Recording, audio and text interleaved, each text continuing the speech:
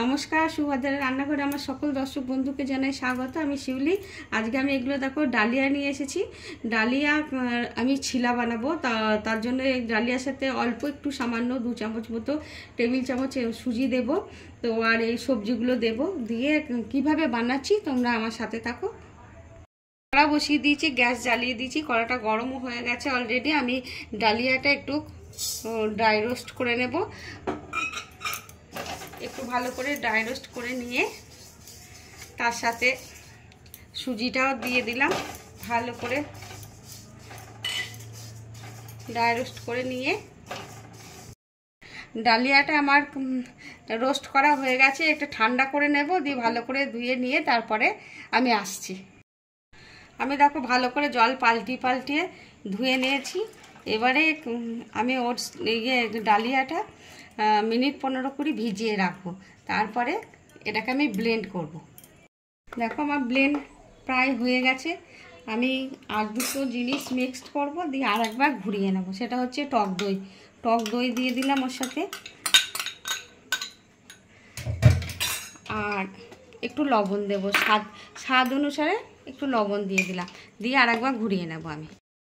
দেখো আমি কড়া বসিয়ে দিয়েছি, কড়াতে রিফাইন্ড অয়েল দিয়ে দিয়েছি।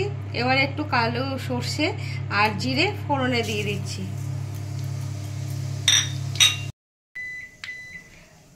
আমি এবার একটু কারি পাতা দিয়ে দিচ্ছি আর একটু হিং দিয়ে দিলাম ফোড়নে। ফোড়নটা আমার ভাজা হয়ে গেছে। এবার আমি সবজিগুলো দিয়ে দিচ্ছি, কেটে রাখা সবজিগুলো। দেখো আমি গাজর দিয়ে দিচ্ছি, ক্যাপসিকাম আর কাঁচা পাকা লঙ্কা। এইগুলো আমি একটু হাই ফ্লেমে এগুলোকে আমি একটু সতে করে নেবো, হ্যাঁ, যাতে জল না বেরোয়। আর এটা হচ্ছে টমেটো, এগুলোকে ভালো করে সতে করে দেব। এই স্বাদ অনুযায়ী লবণ দিয়ে দিলাম আর একটুখানি চিনির দানা দিয়ে দিচ্ছি।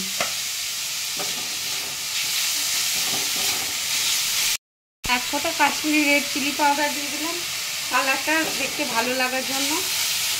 এবার আমি ধনে পাতাটা উপর থেকে ছড়িয়ে দিচ্ছি, দিয়ে এবার আমি গ্যাসটা অফ করে দিলাম।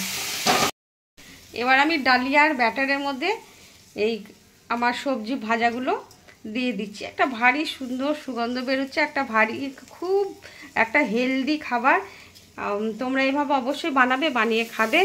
আর পুজো আচ্ছা, এই অষ্টমী দুর্গা ষষ্ঠীতে আমরা এটা অনায়াসে খেতে পারি। দেখো আমার ব্যাটারটা একদম রেডি, খুব সুন্দর হয়েছে সবজিগুলো মিক্সড করে। এবার আমি গ্যাসে ফ্রাই প্যান বসিয়ে দিয়েছি শুকনো। এবারে আমি ওর মধ্যে 1 হাতা